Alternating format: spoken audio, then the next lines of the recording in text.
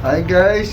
Welcome to our vlog. So, ngayong araw na to guys, may appointment si Michelle sa doktor niya. Hopefully, yung advice ng doktor ay may maintain lang ng gamot at yun lang. So, pagkatapos ng appointment, kami ay mag-grocery konti. Saka dadaan kami sa Value Village kasi may hanapin kami mga segundang na kagamitan. So, yun lang muna ngayon. Bago tayo umalis guys, tanggalin muna natin yung snow cover ng windshield sa sasakyan.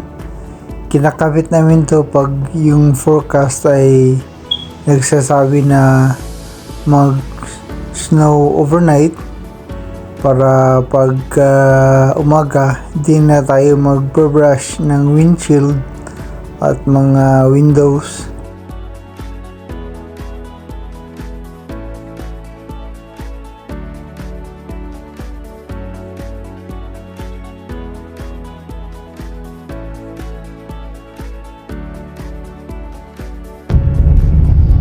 Hi! Good morning! Tignan mo naman, very sunny. Pero ang temperature ngayon is minus 19. Sobrang lamig.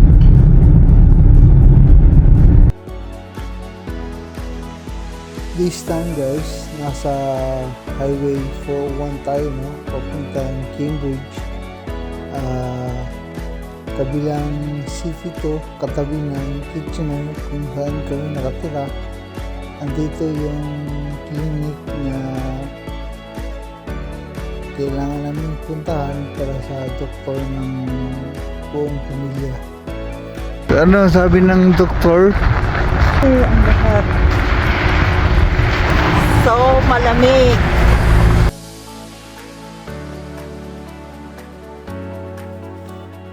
So ngayon, nandito na tayo sa Value Village, isang thrift store dito sa Kitchener. Mga karamihan ng mga binibenta dito ay mga segunda mano, no? Pero minsan may nahanap kang mga brand new or mga slightly damaged na mga damit, sapatos, mga laruan, may mga libro din, may mga furniture, at may mga games or mga kung ano-ano lang, no? Mga decoration na hindi na ginagamit ng mga ibang tao dito nila binibigay, at nakakatanggap sila ng mga discount card para pwede din nilang gamitin para bumili sa thrift store. So kung may lumakang gamit at hindi mo na kailangan, ilin dito, bigyan kanila ng discount card, at ikaw mo naman ang pili ng mga gamit na kailangan mo. So yun guys, nakaka-save ka ng malaki dito kasi lalo na pag mahanap mo yung mga bago at mga magagandang brand, kahit hindi na siya latest na style pero hindi pa nagagamit.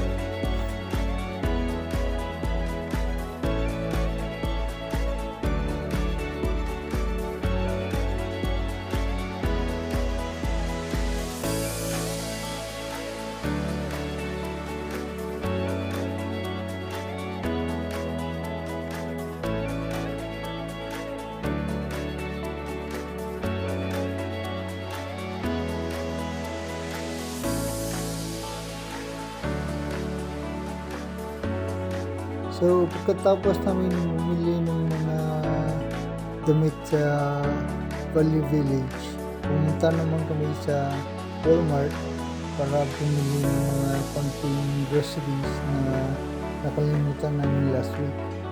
Hindi na kami nakapag-video sa loob kasi mabilisan naman kami sa Walmart. Hindi rin kami nagtagal sa loob at umuwi rin kami agad katapos namin binili yung mga kailangan namin sa Walmart.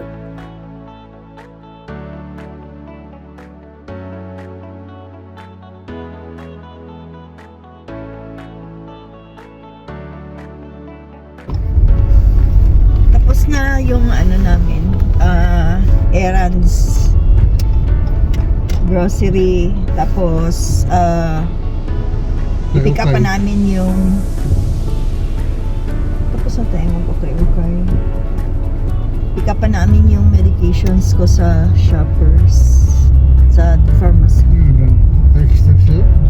Wala pa. Oh, pick up. Mag-aantay pa pala ako. Wow!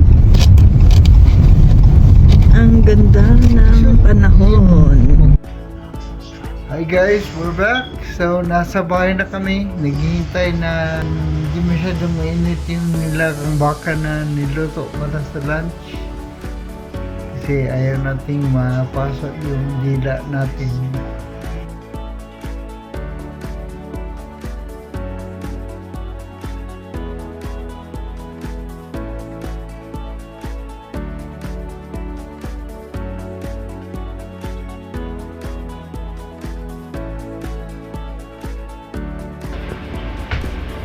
Good morning guys.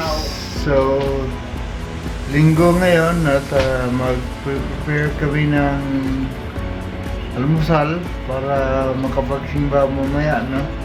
Medyo mas malamig ngayong araw na to kaysa kahapon. Kahapon was minus 19 at ngayon ay minus 21.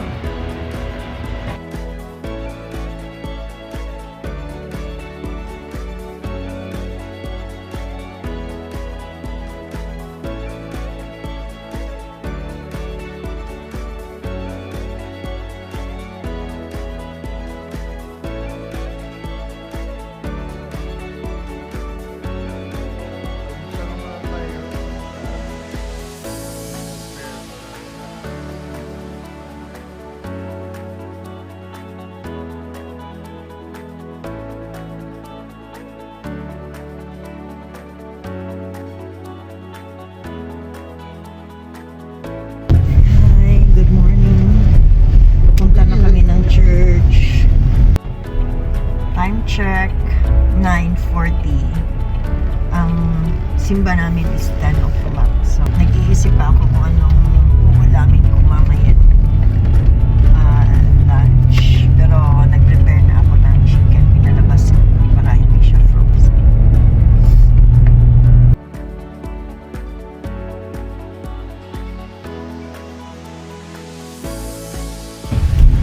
Tapos na simba namin guys. Papunta kami ng pharmacy para i-pick up yung medication ko. So ang plan namin butter chicken. Yan style. Butter chicken. Kami lang dalawa ngayon kasi yung mga anak namin naiwan sa church for seminar. Mga grupo ng mga young adults. So, andun sila Bible study at saka ano din, parang fellowship ng mga young adults.